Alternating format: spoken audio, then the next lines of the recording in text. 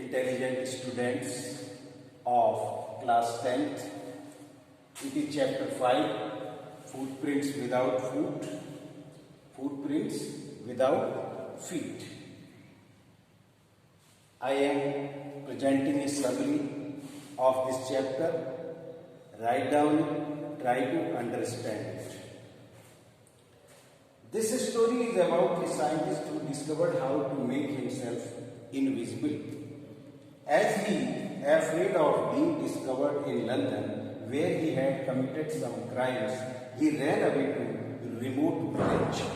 However, he ran out of money and resorted to robbery using his advantage of invisibility. Griffin was a brilliant scientist. He carried on experiments for years to prove that human body could become invisible. He swallowed certain rare drugs and became an invisible person. He had a quarrel with his landlord. In revenge, he set fire to the house. He removed his clothes, became invisible and got away without being seen. He began to wander about the streets of London without clothes, without money and invisible. He happened to be in some mud. As a result, his footprints were left behind as he walked. Two boys were fascinated by the footprints without feet. They followed the footmarks. However, Griffin easily dodged them. It was midwinter, the air was bitterly cold and he was without clothes.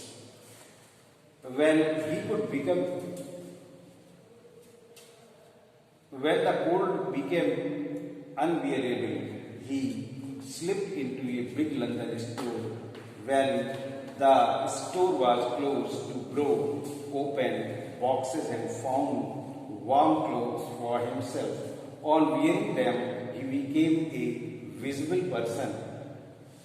He found cold meat and coffee in the kitchen. Then he took sweets and wine. At last he slept on the pile of quilts. Then he woke up the next morning. The assistants had already arrived. He got nervous and began to run. They chased him. Then he quickly took off his clothes, became invisible and escaped from there. This time he entered in a theatre company and he made his way upstairs. Nobody could see him because he was invisible. A little later, when he came out, he was wearing bandage around his forehead, dark glasses, false nose, big bushy 6 whiskers and large hat. He attacked the shopkeeper from behind and robbed him of all that he could find. Griffin was eager to get away from crowded London. He went to the village of Iping and booked 2 rooms at a local inn. His uncommon appearance attracted everybody's attention. Mrs. Hall, the landlord's wife, made every possible effort to be friendly with him. But he told her frankly that he had come here to work in solitude and did not want to disturb her.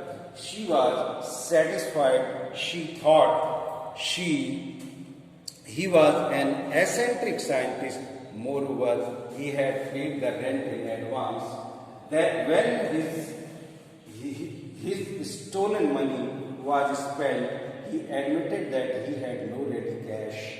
He said that he was expecting a check and then he would make the payment. Thus, he satisfied the landlord. Griffin took off his clothes and became invisible, he entered in a clergyman's home with an intention to steal money from there. The clergyman and his wife woke up when they heard noises in the study room. The clergyman entered the room with a poker in his hand. To his surprise, the room appeared to be empty.